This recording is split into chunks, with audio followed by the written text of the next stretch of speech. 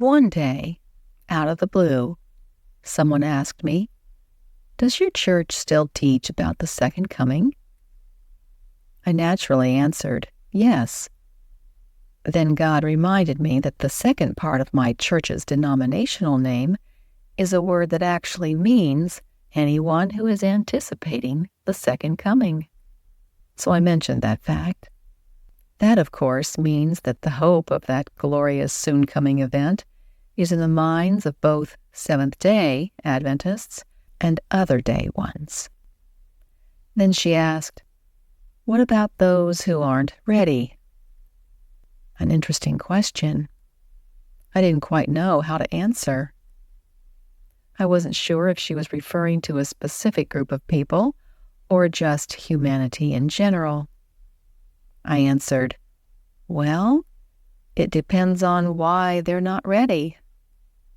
If they're determined to not be ready, in rebellion, that's one thing. But if they just don't know how to be ready, that's another. And thankfully, God sees every person's heart, so He knows who would choose to become ready or not if they were told how." She didn't argue, so we didn't argue. But some may argue that all roads lead to Rome, meaning that everyone is on the path to heaven. But is that really so? No.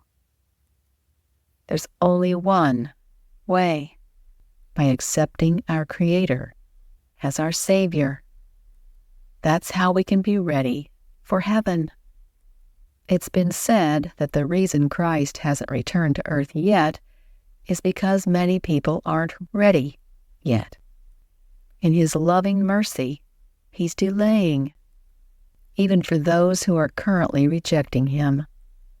He loves them that much, but He won't delay forever. There are only two groups.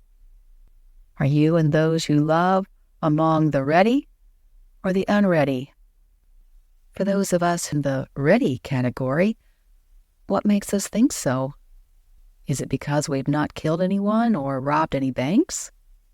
Does that really mean that we're truly fit for heaven?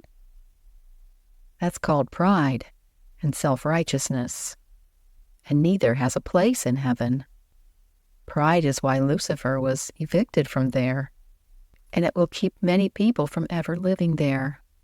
Let us not be in that category. It's only Christ's righteousness and our accepting Him that will open the pearly gates for us. If anyone says, "Oh my goodness," we need to ask, where? Where is your goodness? No one is good, no, not one. See Romans chapter 3. That is, no one except God. That's why we need to accept God. I encourage each soul to choose Him, and to choose Him soon, for He is indeed coming soon. We're coming sooner